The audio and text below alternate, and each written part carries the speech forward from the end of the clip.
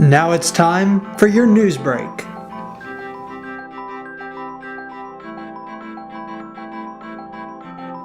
Good afternoon, everyone. I'm Derek Brizendine with the Daily Star Journal's Newsbreak.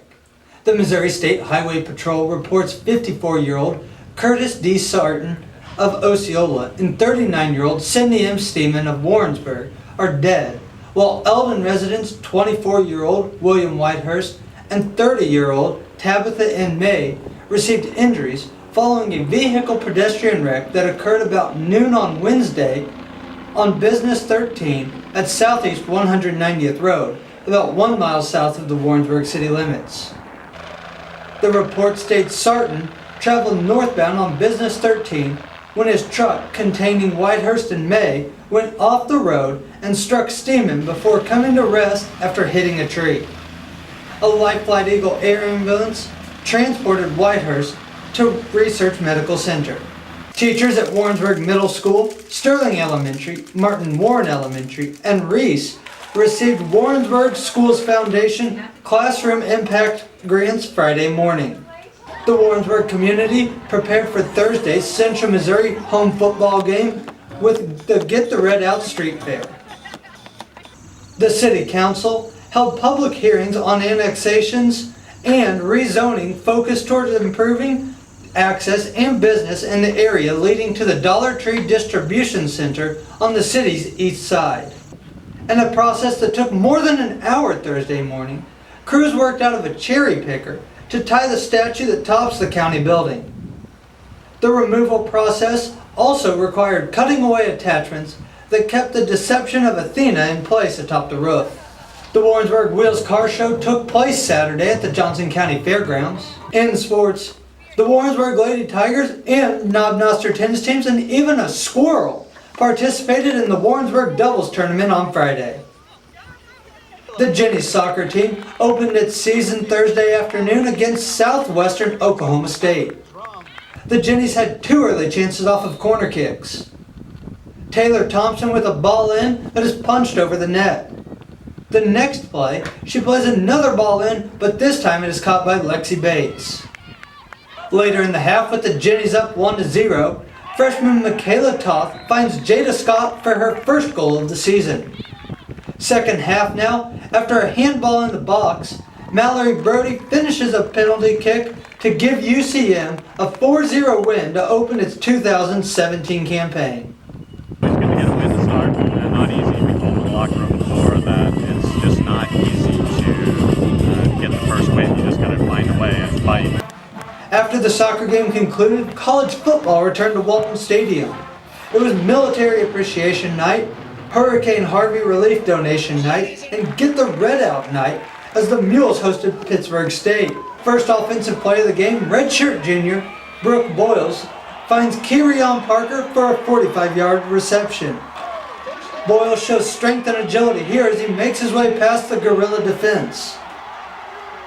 He then capped off the drive with a 13-yard scamper to go up 6-0. The Gorillas responded with a score of their own to go up 7-6. Trouble then ensued for UCM offense as Jonte Baldwin intercepts Boyles. The defense only allowed a field goal, but the offense turned the ball over for a second time as Demetrius Bernard snags the ball off the ground just before it hits the turf for the interception. The UCM offense looked to have things turned around as Devontae Turner takes one to the house but is called back due to a penalty. A lucky break here for the Mules, down 10-6 as Jalen Zachary muffs the punt, but his teammates pick him up and recover the ball. Hometown talent redshirt freshman Kobe Wilkerson displayed his talents as he ran for 122 yards on 13 carries in his first UCM action. Pittsburg State added a late first half touchdown to take a 16-9 lead into the intermission. One of the biggest hits on the night came from Pittsburg State defender Darian Taylor on UCM's Wesley Thomas. Late in the fourth now, UCM up 28-16. Pittsburg State adds a late touchdown, but it was a little too late as Central Missouri hangs on to win 28-23. I mean, like Coach said before the game, we kind of got to roll with the punches first game.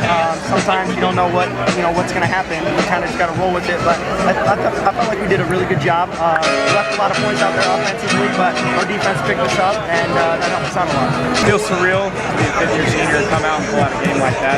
It's awesome. I mean, this is probably one of the most fun I've had the whole time I've played. So I think it was just a great team effort, great team win. We had our chances. It was frustrating in some ways because we had some opportunities, particularly in the second half, to probably salt the game away. But we got to give a lot of credit to Pitt. They're an awful good team, and they played hard. They made some key plays, but we made a few more down the stretch. To the Friday night high school football preview board now. Warrensburg hosts Smith Cotton. Crestridge travels to Lone Jack. Chilhowie looks to stay perfect as it hosts Greenfield. Holden hosts Odessa, and Knob Noster hosts Butler. All games are slated to kick off at 7 p.m.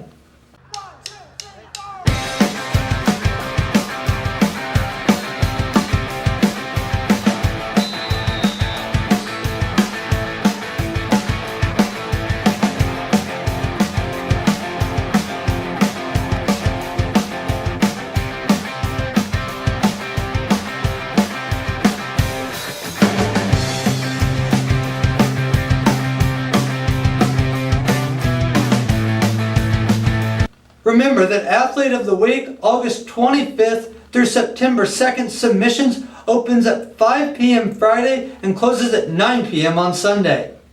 Check Saturday's paper for the winners from August 18th through 24th. Due to the holiday, the winners and the next week's nominations will be shown in a special Tuesday edition of Newsbreak and not Monday's edition.